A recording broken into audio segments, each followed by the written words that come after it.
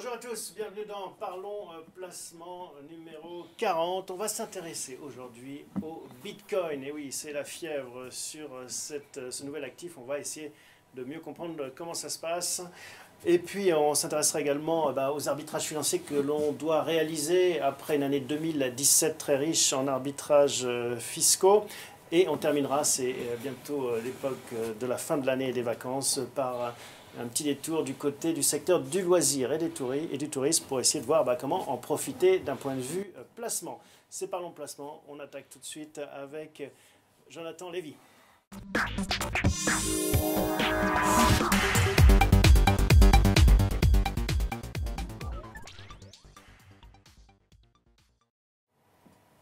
Jonathan, qu'on a le plaisir de retrouver pour parler, une fois n'est pas coutume, non pas des marchés financiers en général, mais du Bitcoin en particulier. Bonjour Jonathan. Bonjour Thomas. Je vous rappelle que c'est une émission interactive, que vous pouvez poser toutes vos questions en direct et interpeller nos invités. Alors Jonathan, déjà le Bitcoin, un exercice pas facile, qu'est-ce que c'est ? Alors le Bitcoin, c'est une monnaie virtuelle, c'est une monnaie digitale. Il n'existe pas en fait de pièces de monnaie, il n'existe pas de billets de banque. C'est pas émis d'ailleurs par une banque centrale, c'est pas émis par un État. C'est uniquement géré en ligne, de manière électronique. Vous possédez en fait, si vous achetez un Bitcoin, vous possédez une clé qui correspond en fait à ce Bitcoin, et tous les échanges électroniques sont formalisés en fait dans une sorte de livre électronique. Plus un repas de famille, plus un article de journaux sans qu'on mentionne ce Bitcoin, c'est devenu mainstream, grand public comme on dit en bon français. Vous avez apporté un graphique, on va voir avec vous le cours du Bitcoin qui suscite autant d'appétit des journalistes que des débats du Café du Commerce en passant par les radios, les spécialistes des banques centrales. On regarde ce graphique, très impressionnant. On est à combien aujourd'hui? On est à 16 000 $. On est à peu près à 16 000 $. On était en dessous de 1 000 $ au 1er janvier. Alors pour la petite histoire, fois 16 en un an. Fois 16 en un an. Il y a une dizaine de jours, mon père m'appelle pour tout vous dire. Et le cours était à 10 000 $ et il me demande est-ce qu'il devait en acheter. En fait. Vous lui avez dit oui, j'espère. Je lui dis non, qu'il ne devait pas en acheter. Une semaine après, il me rappelle en me disant que je dois ça vaut 15 000 $. Donc il a un manque à gagner d'abord de 50%. Est-ce qu'il doit aujourd'hui en acheter? Alors qu'est-ce que vous lui répondez aujourd'hui? Alors ça, c'est justement la définition d'une bulle, en fait. D'une bulle sur les marchés financiers. On en a connu un certain nombre, en fait, sur les marchés. C'est assez difficile à définir, en fait, qu'est-ce qu'une bulle. Ouais. Et d'ailleurs, pourquoi pour répondre à la question, à 15 000 $, il ne faut toujours pas en acheter? Moi, je considère qu'il ne faut pas en acheter, sauf si vous voulez spéculer, vous voulez vous amuser, en fait, pourquoi pas mettre un petit peu d'argent, c'est votre danseuse. Comme on va au casino, on se dit tiens, je vais mettre 100 €, 200 € selon vos moyens, et vous êtes prêt à les perdre parce qu'au casino, on perd son argent. Voilà, vous passez une bonne soirée, vous perdez votre argent, mais vous avez passé une bonne soirée. Mais ça n'a rien à faire en fait, dans une allocation de patrimoine sérieuse, même pour quelqu'un qui est dynamique. Ça, pour moi, c'est un pur actif de spéculation. Mais au-delà de la bulle, au-delà de la spéculation, malgré tout, le sous-jacent économique, est-ce qu'il existe? Est-ce qu'on peut considérer que le Bitcoin, c'est une monnaie? Ou pour être plus précis, est-ce que c'est l'or digital? Alors là, il y a deux questions en fait. D'abord, est-ce que c'est l'or? Effectivement, ça s'apparente un petit peu à l'or, puisque c'est vrai que l'or n'a pas vraiment de valeur économique intrinsèque, ou une valeur économique très, très réduite. Et donc, la valeur de l'or, c'est quoi? C'est la valeur de refuge par excellence. Mais parce que il est convenu entre les hommes que depuis des siècles et des siècles, depuis des millénaires en réalité, l'or est la valeur de refuge. En cas de crise, on constate systématiquement que l'or augmente. Donc, il est bon de considérer que l'or est une bonne valeur à détenir en portefeuille lorsque ça va mal. L'argument, c'est de dire que ce n'est pas une tradition aussi ancestrale que l'or. Forcément, c'est plus récent comme découverte, ça a à peine 10 ans. Voilà. Mais est-ce que, pour autant, ce n'est pas comme ça que naissent les traditions? Il faut que ça commence un jour.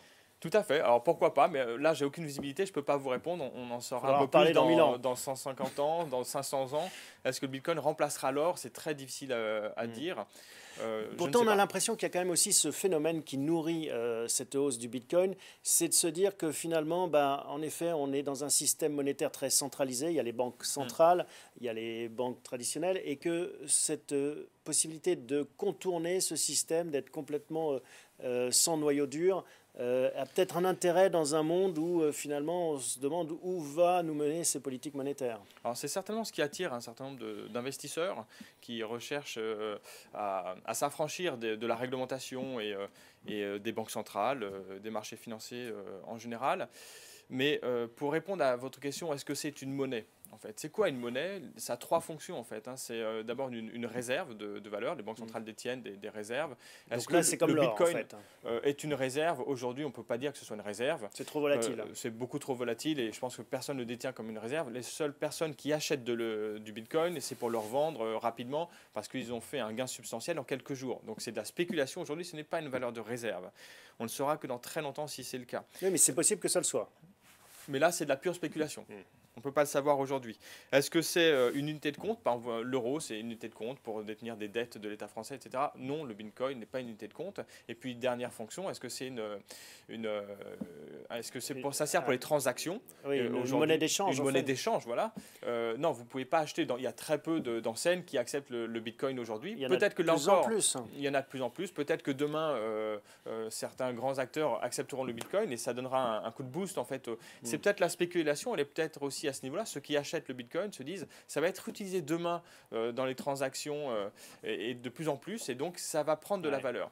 Là aussi, pour moi, ça c'est une pure spéculation parce que les grands acteurs dont on parle, qui réfléchissent à utiliser le Bitcoin, ils ont quand même un problème eux-mêmes à gérer une valeur qui est aussi volatile dans leur compte.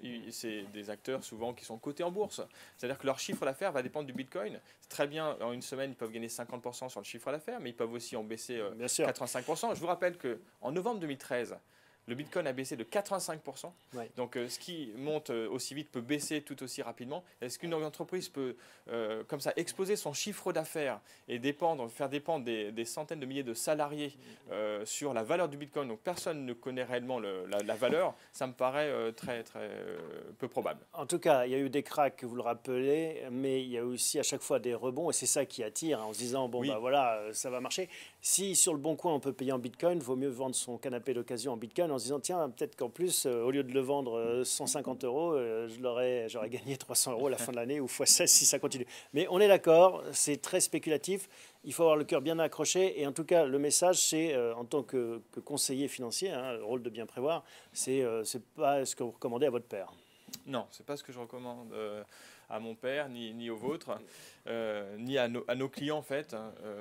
Pourquoi? Parce qu'en fait, le Bitcoin, il faut bien comprendre en fait, que c'est pas une monnaie comme les autres. Aujourd'hui, je vous l'ai dit, ça n'a pas les fonctions d'une monnaie. Et il y a plein d'éléments économiques en fait qui ne sont pas respectés avec le Bitcoin. Par exemple, l'endettement. Aujourd'hui, un acteur économique peut s'endetter en euros, en dollars, dans sa devise où il reçoit ses revenus. Est-ce que vous pouvez vous endetter en Bitcoin? Ce serait un non-sens. On pourrait le faire l'un avec l'autre. Moi, je vous propose de vous prêter des Bitcoins. Mais si vous me prêtez des Bitcoins, mais que moi, mon salaire, il m'est versé en euros et que le Bitcoin vaut 50% de plus en une semaine, je vais avoir du mal à vous rembourser. Et si j'ai du mal à rembourser, vous allez avoir des problèmes, que vous aurez éventuellement une perte. Donc c'est cette volatilité, en fait, c'est la volatilité qui fait ce problème. Il y a un problème dans le système d'une monnaie en fait, qui échappe à la réalité économique. Une monnaie doit être très proche de la réalité économique. En fait. Certes, une monnaie, en fait, vous savez qu'une monnaie, la valeur d'une monnaie dépend de la confiance qu'on a dans cette monnaie. Et au-delà de ça, ça dépend en fait de la valeur, de la confiance qu'on a dans une société, dans la zone euro, dans la zone dollar. Quelle confiance on a dans le Bitcoin? C'est très difficile à dire aujourd'hui. En tout cas, il y a quand même beaucoup de gens qui semblent y attacher une certaine... Enfin, ça séduit de plus en plus d'acteurs. Et on peut peut-être conclure en disant c'est peut-être une bulle, comme les tulipes, les oignons de tulipes. Ça a en effet perdu beaucoup de valeur, mais il reste des tulipes. C'est ça la beauté aussi. Mais on peut avoir perdu beaucoup d'argent. On peut avoir perdu beaucoup d'argent. Ce qui est difficile sur le Bitcoin, c'est que personne ne peut répondre à cette question. Combien vaut intrinsèquement un Bitcoin? Mais combien vaut un euro intrinsèquement? On ne le sait pas non plus. Non, mais avec 1 euro, je sais ce que je peux acheter. Oui. Bon, ben voilà. Faire mes courses avec. On a compris. En tout cas, Monsieur Lévy, si vous nous regardez, on vous salue. Et vous avez compris le conseil de votre fils, ne touchez pas au Bitcoin. C'est un petit peu trop rock'n'roll. Merci beaucoup, Jonathan. On se retrouve l'année prochaine pour voir. Et on suivra le cours du Bitcoin. On verra si à 15 000, il fallait acheter ou pas. Merci.